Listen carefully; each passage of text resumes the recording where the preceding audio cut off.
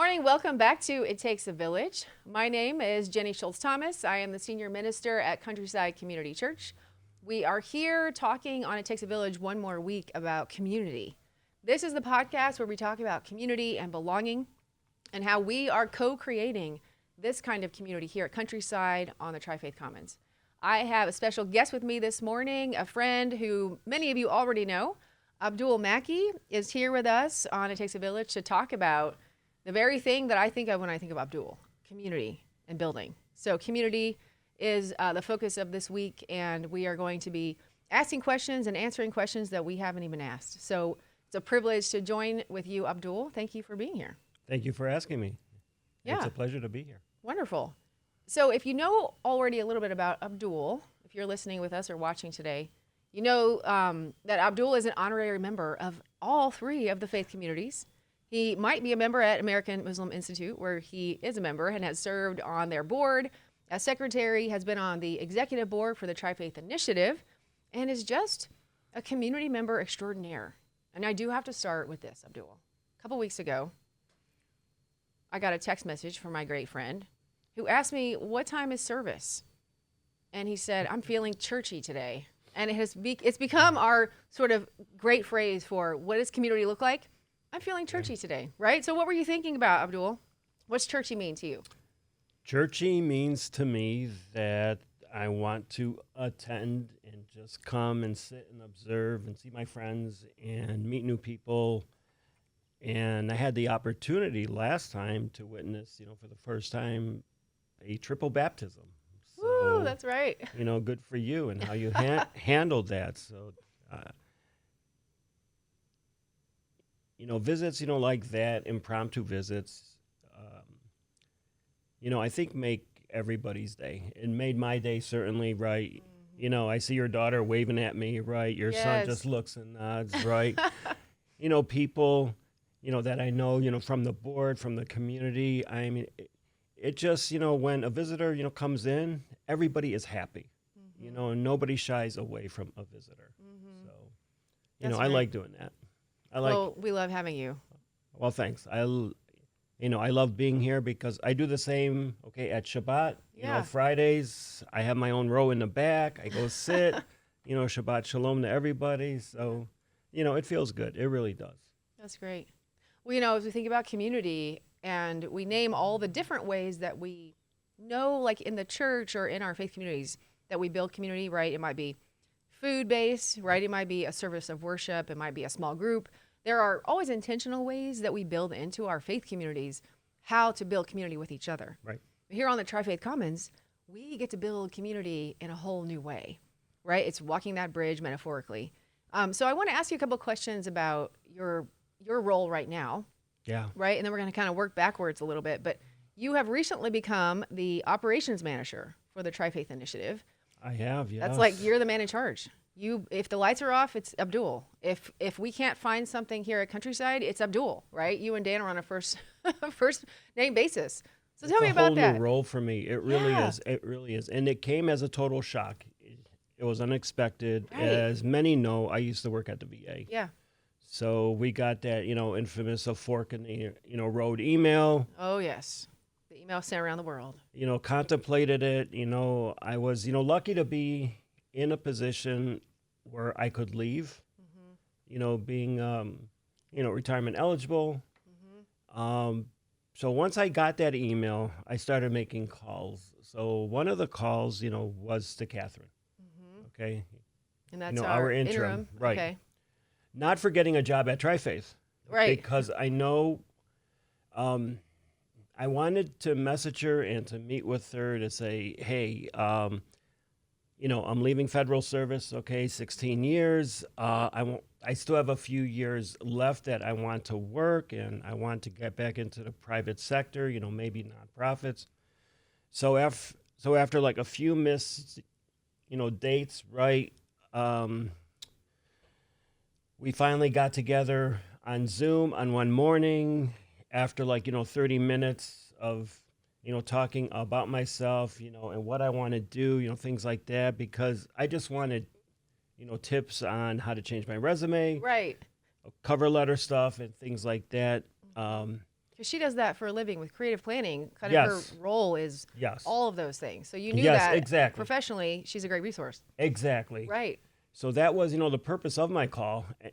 And then at the end of the call, the offer came, and I was just, never done that before, but wow, are you serious? And I Oh was my like, gosh. absolutely yes. And I was like, okay, when do I start? Wow.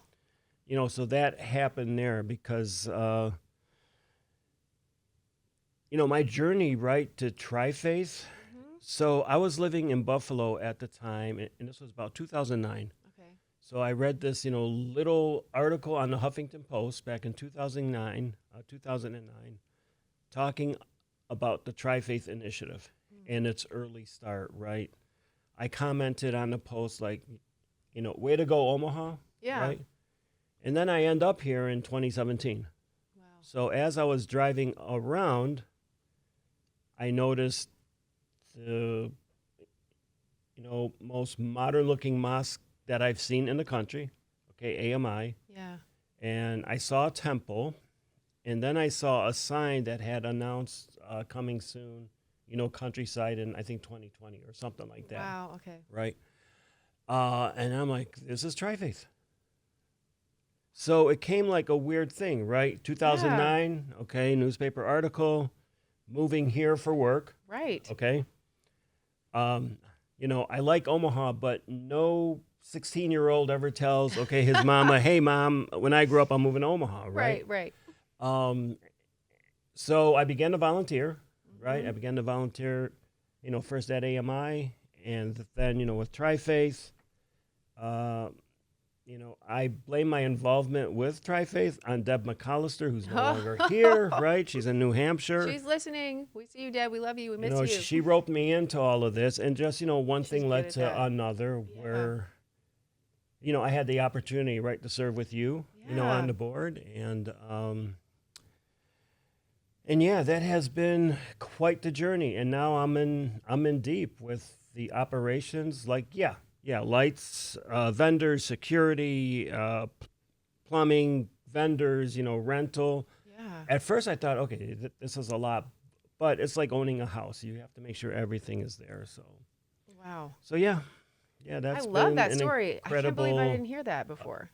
I mean, that's been like an incredible, 360. Exactly. Like reading a newspaper article. I was in North Carolina serving in Raleigh when I first heard of the Tri-Faith Initiative. Eric Nelnis was here. There was some, small sort of announcement I think he was making or writing or doing a blog or something. And over over a decade, I preached about Tri-Faith and held it up as a great witness and example to my other congregations, never thinking either, Omaha, has my heart. But, in our faith tradition, we like to say that God works in mysterious ways. Oh, absolutely. There is a reason why you're here. There is a reason I've come to, finally accept why I'm in Omaha. So Yeah.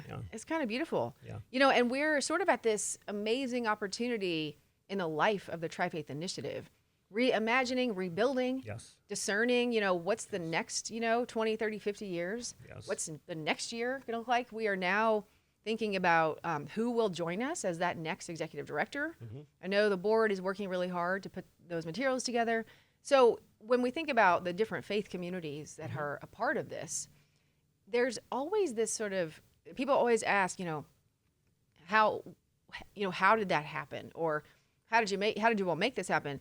And I think that the mysterious work of God, right? Yeah. And that Allah works in these ways that really we're always just asking one question. And I always like to say, we take the next faithful step. You don't really know what's going to happen in 10 years. Exactly. But the next faithful step, right? How do we take that next step?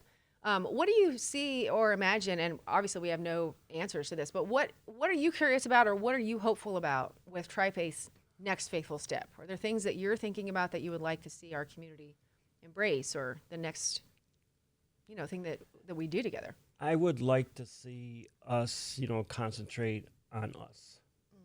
Okay. For a few years, right, we haven't concentrated on us here. Okay. And now we have that opportunity, to bring it back home, right? to work on the fundamentals, right? When a new basketball coach is hired, okay, we learn how to dribble, we learn how to pass, we learn how to shoot, we learn how to be a team.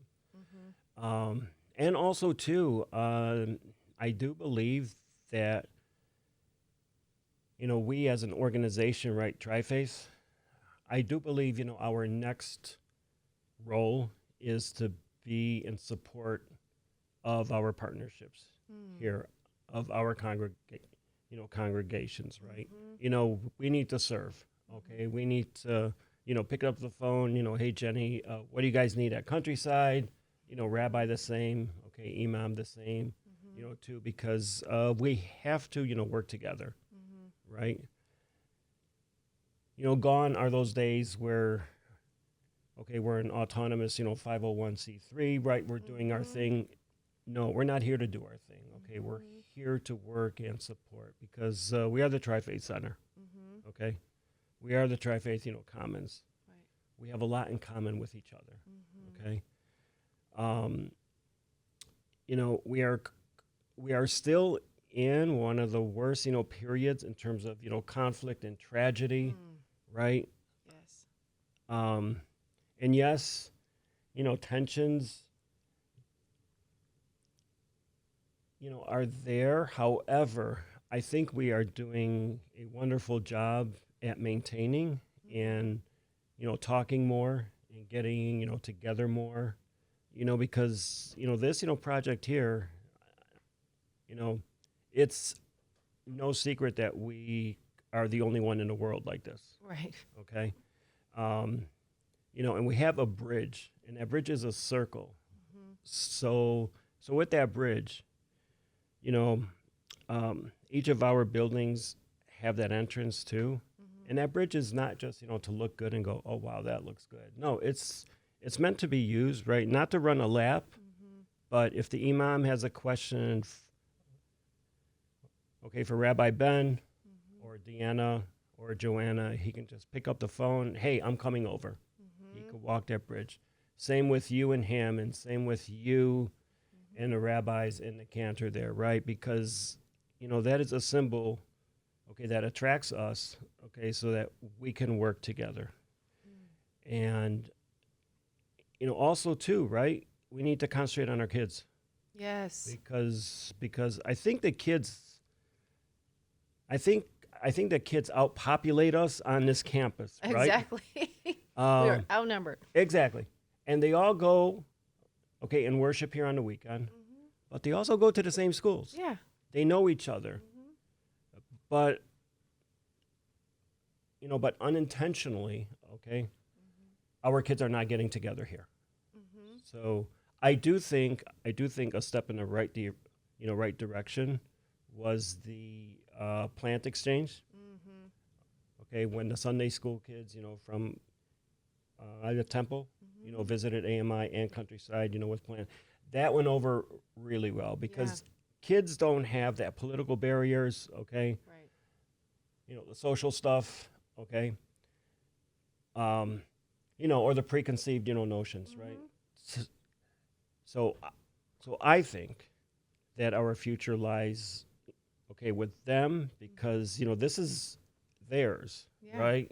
So I think we have to do more with the kids because, once the kids talk, okay, mamas talk, okay, daddies talk.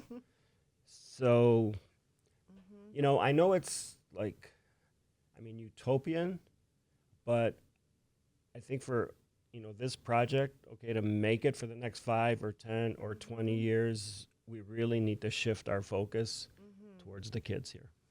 I love that. I think you're so right.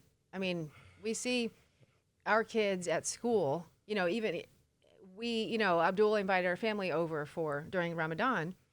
And it's one of those great moments where of course, we love you as a friend and we know, right? The parents know, the adults, we're in this together. And the kids are just like, we love Abdul, we don't care, whatever, Ramadan. But they actually learn more, right? To be a preacher's kid and have to, Mom, I know all the things.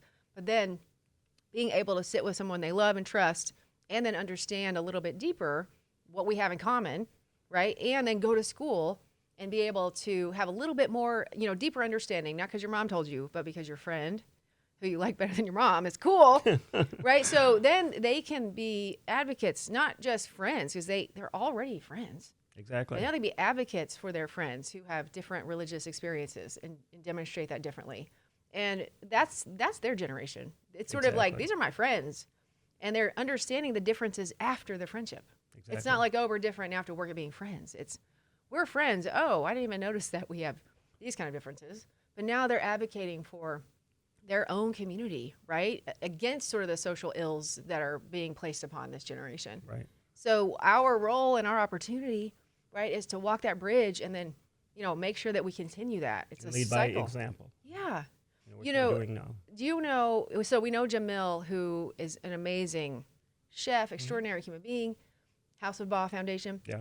You probably know about this, but he is doing a cooking class on the Commons, piloting it with countryside kids, and it's going over so amazingly well. No surprise.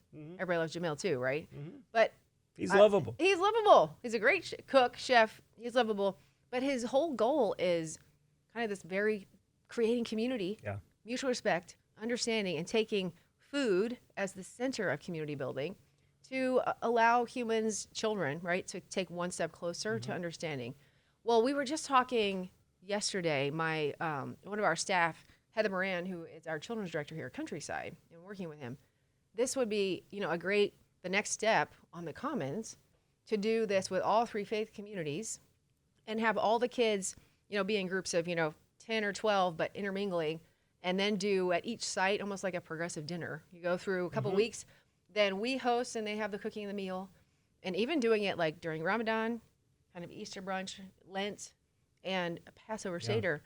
They understand not only cooking and community building difference, but our faith traditions that we're each kind of rooted in. Exactly. Right? So that's exactly what you're talking about. There's all this energy about that breaks down a coming lot together. of barriers of fear. Yes.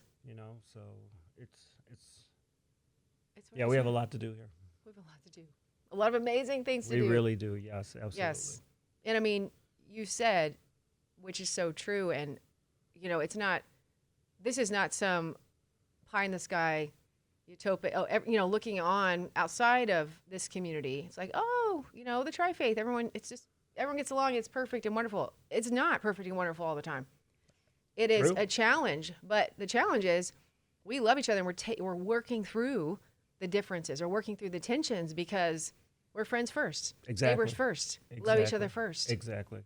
So I think that it kind of is a compelling narrative in general that you always have to work for what you want and what you know is right. The world will kind of try to tear all of us down, right? Especially this community. I know AMI has been targeted.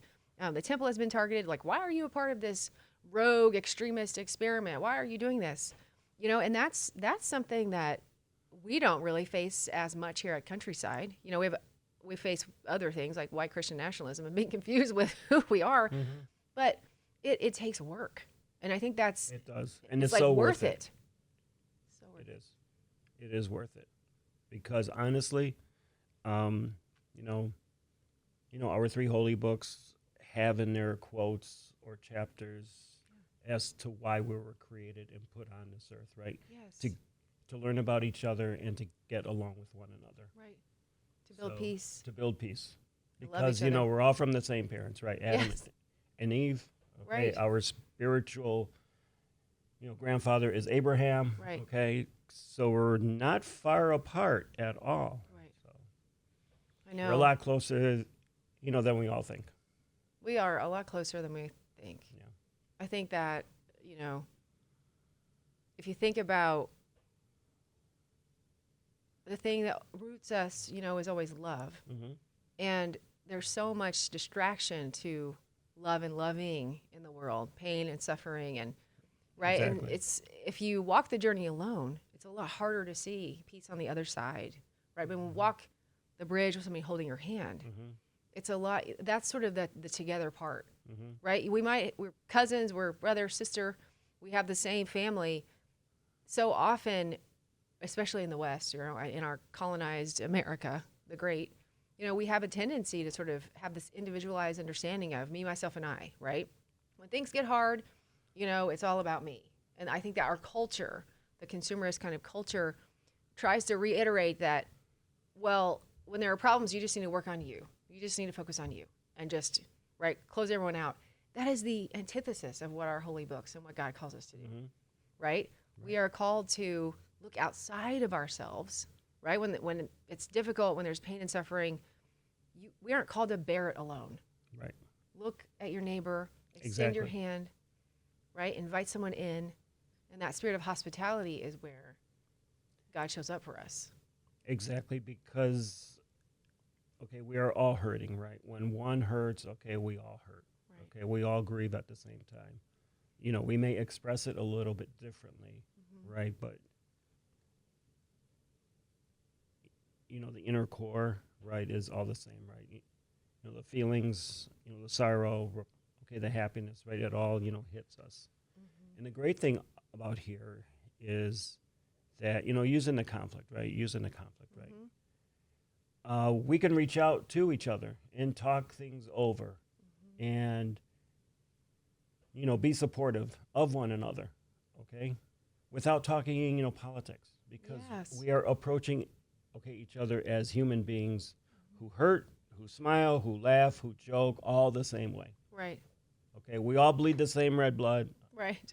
Okay, we all bruise easily. Okay, we all cry the same cry. Okay,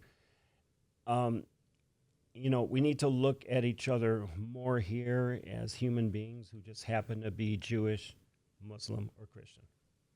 You know, and honestly, you know, we do that well here. We can do it a lot, you know, better, but you know, we do that well, and we are going to be just, you know, so much more amazing, you know, later. So it's worth it. It's worth it. Yeah. Friends, it is worth it. We are here on It Takes a Village, and you have just heard that it takes a village, right? We all bleed the same. We all laugh the same and cry the same. Some of us root for better teams than others, but Detroit. Here, no. Well, all my teams lost out. We're talking about, as you could imagine, March Madness is over. So in our family, you know, my family's Kentucky sports. I played Kentucky. My dad was a baseball Kentucky. You know, it's one of those things that you betray them if you're not, you know, Kentucky. Well, then of course Duke and UNC are arch rivals. So I will never put either one, right? I guess I did write in Duke maybe for the Elite Eight. Of course, Kentucky was in the middle. Right. In my family, the only basketball player got out first. Sage, he just started playing. He got out second. And guess who won? The Mighty Quinn. Florida, right in the middle. And I think she just decided which color she liked the most on the teams when we were going. And then, you know, seed one. So what about you, brother? I'm all Michigan. I'm all Detroit sports fans. So, you know, that's my home. I'm a homer in terms of sports. Yes. So, yep. You know, Michigan Wolverines, Tigers, Lions, Red Wings, and Pistons. You know, loyal, right? You heard it, friends. That's right, loyal. Loyalty matters. That's right. Loyalty matters right here. That's right. We are here on the Tri-Faith Commons. I am joined by my great friend, Abdul Mackey, who is the operations manager for Tri-Faith Initiative, is a member of AMI, and is an honorary member of all the faith communities, especially this one. Countryside is his favorite. Don't tell anyone I said that. But we, you know, there's so much beauty in just building relationships on this Commons. There's so much opportunity for us to see our humanness and see the love of God, see the Spirit working in each one of us. Yeah. I mean, when we talk about our own stories and how we arrived at this place, everybody has a story to tell. Yeah. We are all caught up in this great, beautiful web of shared humanity, and we're not left alone. Absolutely. Right? We are caught up in love. So I hope that if you're listening today, if you're watching, if you're a part of the community, if you are a friend or a neighbor, you're always welcome here. You're welcome in any three of the faith communities. You're welcome at the Tri-Faith Center. If you have questions or thoughts or want to share your own stories about something that we've talked about, community means knowing that you're a part.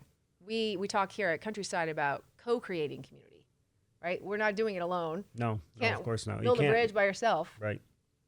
Right. So Abdul said it well. You know, that bridge is there to walk from one faith community to the next, to the commons, to the parking lot, right? We extend beyond just this location, this zip code. Exactly. We are all called to co-create this beautiful example of what it means to just live in faith and taking the next faithful step. You know what, too? You brought up you brought up something when we met the other day. How Ramadan impacted Sage after eating, and he, I guess, saw a classmate who was, fasting, and he went up to her or him, in solidarity. Okay, so doing that at his level, we're in really good hands. We're in really good hands. Yes. I mean, knowing that we are doing the best we can. I always say as a parent, we're learning and then we kind of fail forward. We do the best we can and then they say, oh, wait a minute. They ask questions and we learn together. Exactly. Right? So they get to experience this great love and this example, and they're rooted in a place that by very nature of who people are in this context is sort of the hopeful side of everything. Yeah. And so they get to see that and then ask questions. And yes, of course, they have the tools and resources now to know, this person. They're living it. They're living it. They're living it. And I think that's the beauty of life. One day you might have a certain understanding, and then through relationship, you learn something new. And then you can wake up tomorrow a different, advocate, or breaking bread in a new way with someone you never imagined, right, at the table. Well, here at Countryside, we are in our season of Lent. We will have Palm Sunday this Sunday, where we wave palms and welcome Jesus into the city. And then next week is Holy Week. It's the experience of the life cycle, where there's birth, suffering, and rebirth.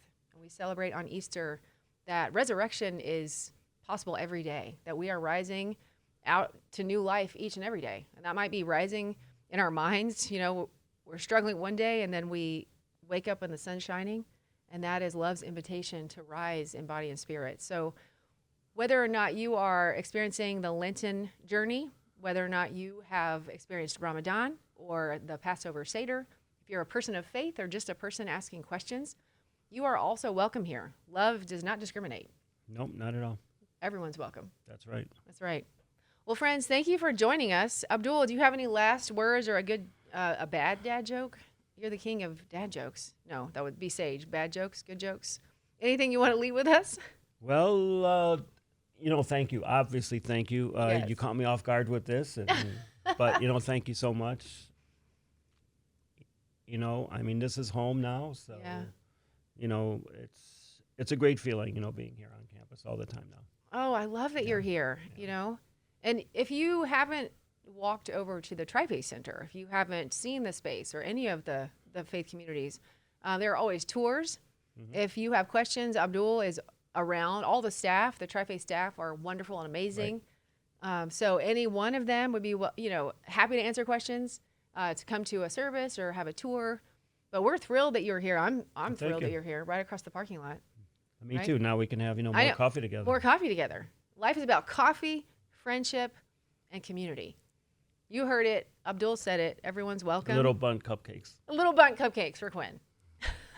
She did talk about those the other night, actually. I believe it. Her birthday's in June 29th, and she said, Mom, I want the Bundt cakes. I was like, what? Oh, Abdul, you want the little? And she said, yeah, of course. So thank you, Abdul. Thank you. Yeah, it's so great to have you. What a great friendship. And we're Pleasure so being thrilled here. to have you at Countryside and at Tri-Faith. Thank you. Yeah. Same here. We'll see you next time.